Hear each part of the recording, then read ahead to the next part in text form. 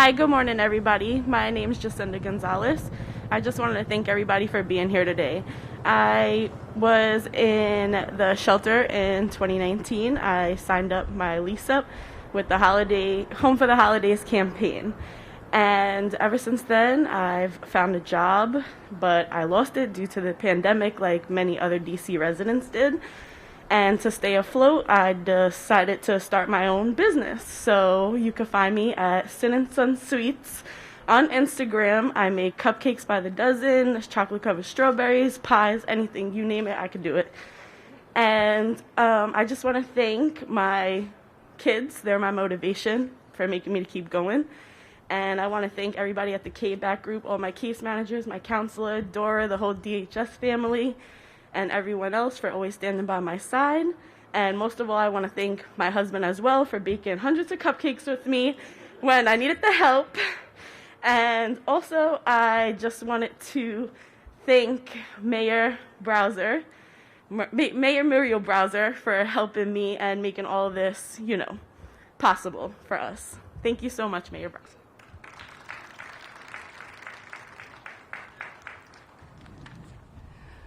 Good morning, everybody. Let's give Jacinda a big round of applause. Thank you for doing that. And thanks for providing us with an update and the website. I know we want to support you in every way we can.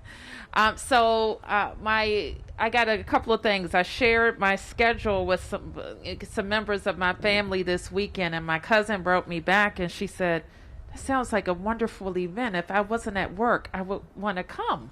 And I said, it is a wonderful event. We've done it for years. And the reason why we've been able to do it for years is we put out a call to action. Take this out. And people answer the call. We say, just like everyone anywhere in the world, we start thinking about the holidays, how we're going to get prepared, what we're going to bake for Thanksgiving, what pillows we want to buy, new holiday pillows we want to buy, all of the things. And everybody, everywhere in the world, no matter what their challenges are, that's what they're thinking around the holidays. And so DHS has had the wonderful idea to make sure that our Washingtonians who are looking for their permanent home can find it before the holidays.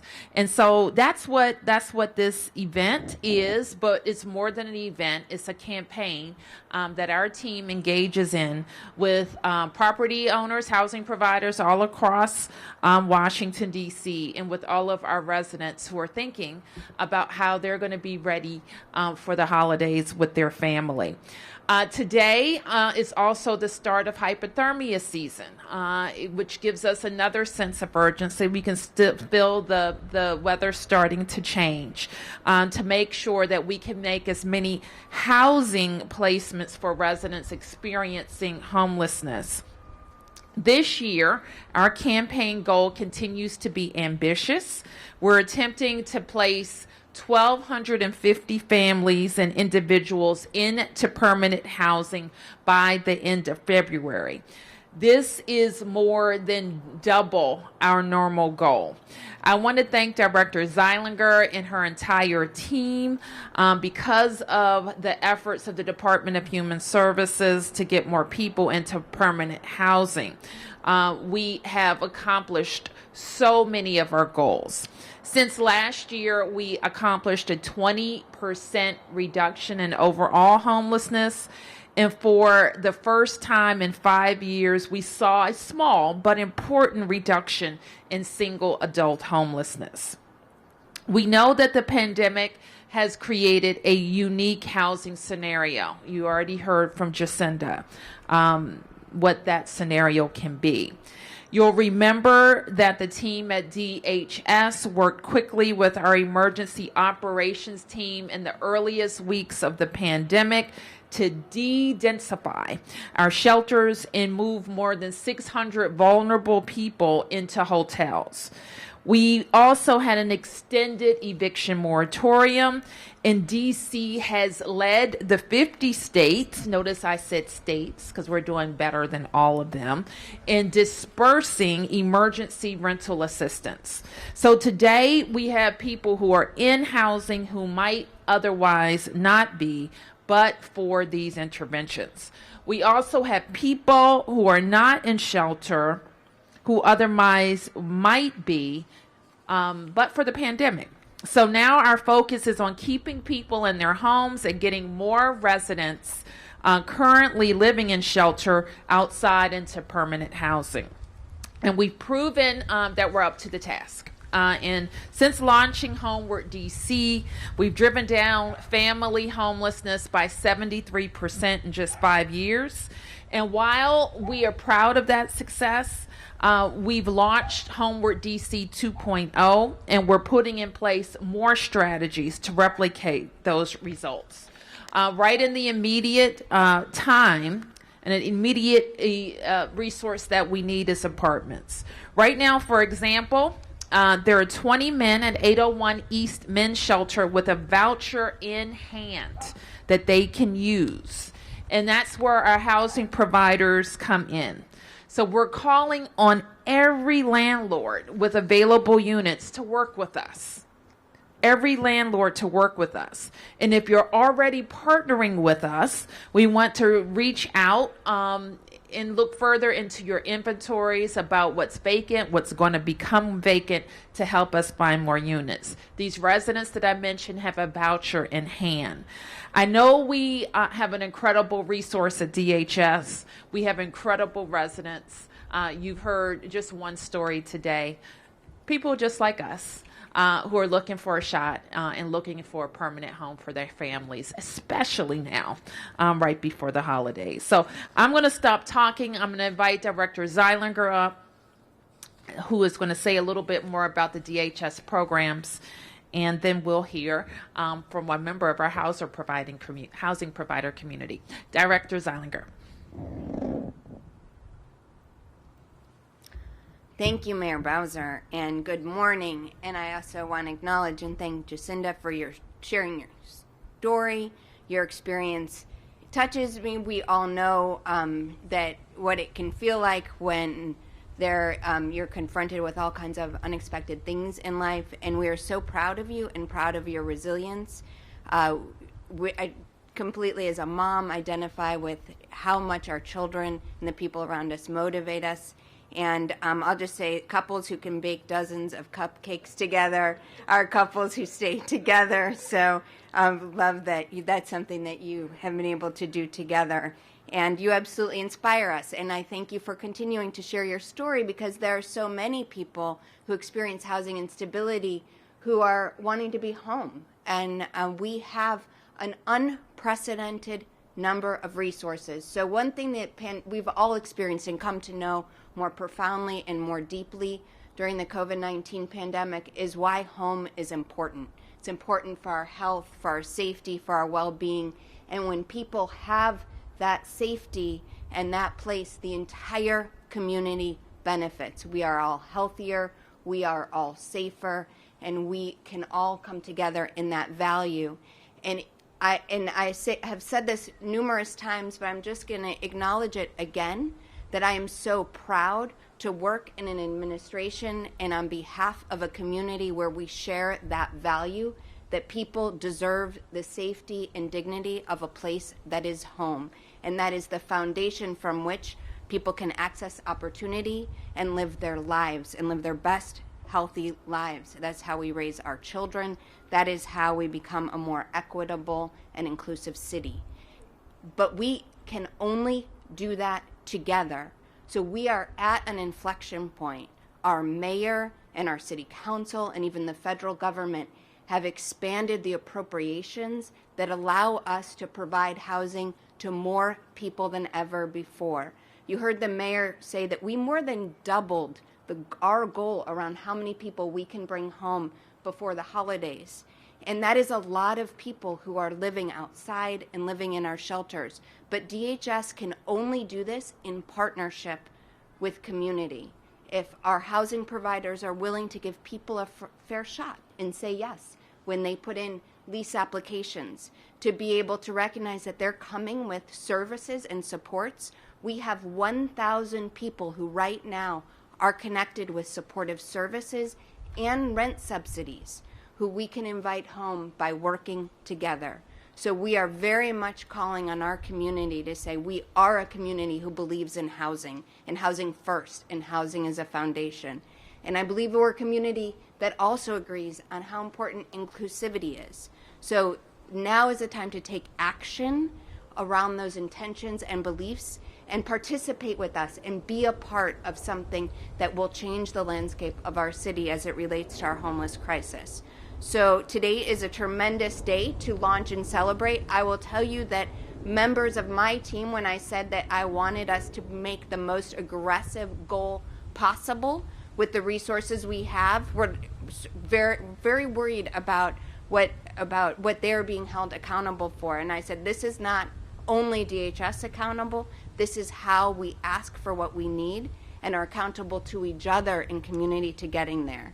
So if we're going to put the resources forward, we now need to come together and realize this tremendous opportunity. I am thrilled at the opportunity of all the people we will be able to welcome home as this season. So as the mayor mentioned, I think this is our 5th Home for the Holidays campaign. This year is like one that is different than ever, and this is another way that I hope we will reopen stronger together. As our neighbors move into our homes, into their homes, we are so excited. Members of the community can donate household items, new and very gently used. So we're looking not only for housing providers who have units who are willing to provide people a lease, and of course with rent, that is, we're a pretty good guarantor of that resource coming from the government. So people have rent supports, again, they have services. We are looking for housing opportunities for folks, and we're looking for household items that can help transform those things into homes. I want to we have one partner that has been fantastic along the way with us, Runway for a Cause. They have donated some welcome gift baskets for the lease up that is going to happen today, so thank you so much for that. And so with that, I know we're all chilly out here, I'm going to move us along. I want to thank Bill Whitman, who is our housing provider, who is here. Thank you so much for partnering with us, for standing with us as we realize this opportunity of housing. And I will turn it to you. Thank you. Thank you. Thank you very much. Inspiring stuff, work that you are doing.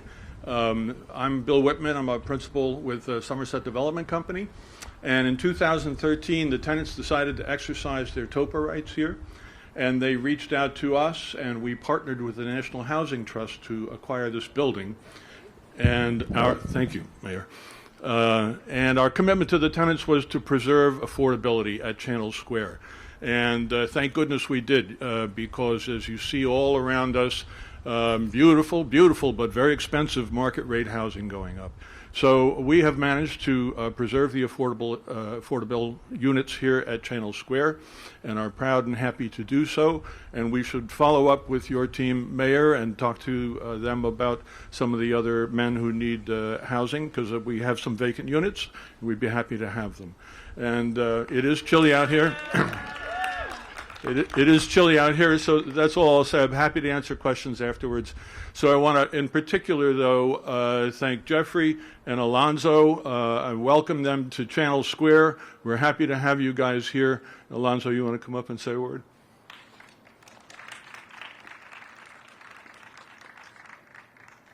I'd like to say thank you to Somerset, Channel Square, Capitol Inn Hotel. I was living in shelter, and I ended up catching COVID. I almost died. I'm just glad that the mayor worked out a program where she had DHS with my healthcare provider get me out the shelter.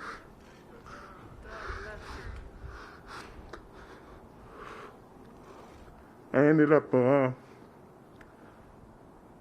going to the hotel, and they provided me with nice hospitality.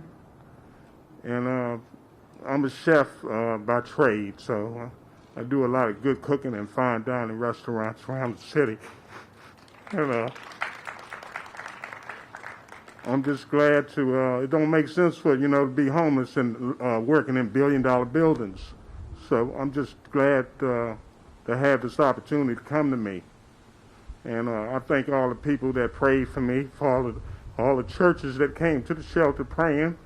And I'm just glad to be here.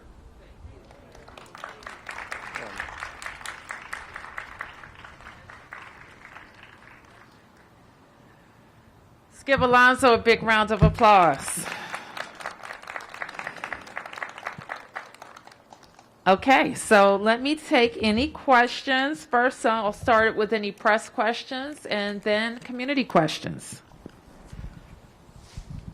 So, Mayor, they don't have to be on this topic?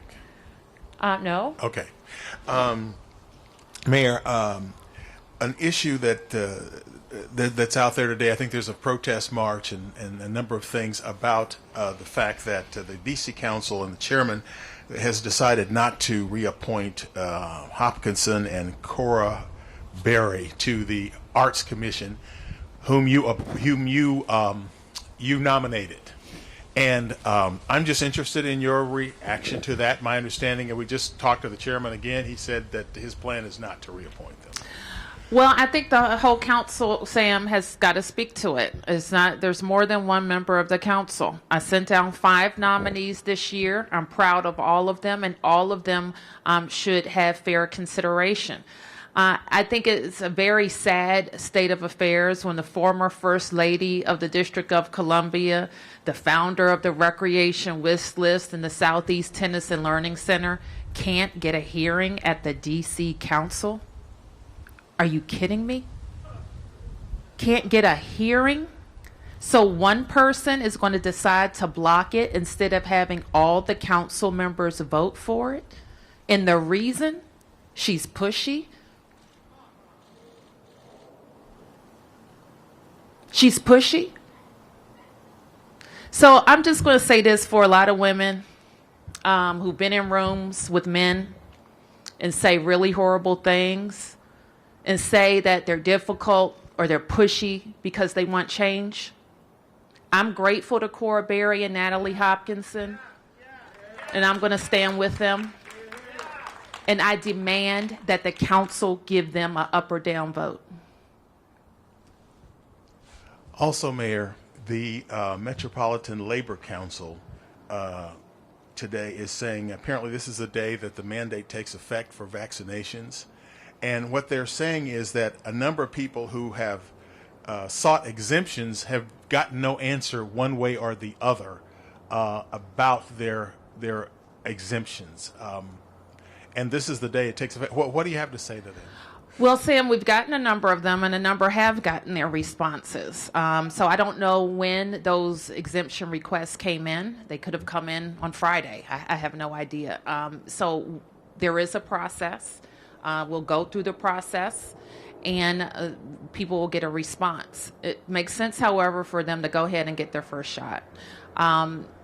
Listen, we're crushing this virus, and we're going to get on the other side of it. But for our employees, especially the ones serving children, and children up until this point under age 12 haven't been able to get vaccinated. It's important that they're vaccinated so that our children are protected and we can keep schools open.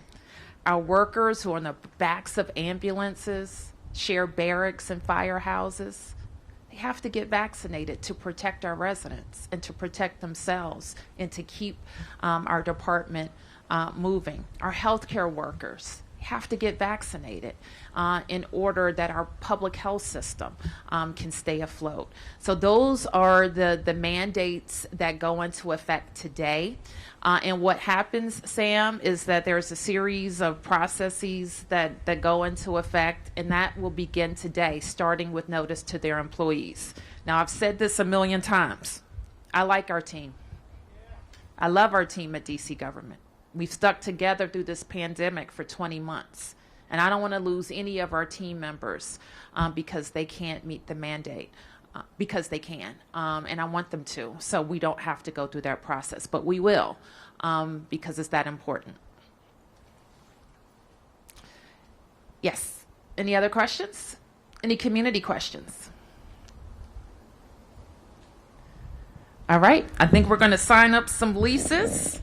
We're going to sign the leases today of new residents. How are you? Congratulations. Looks like you have a football team.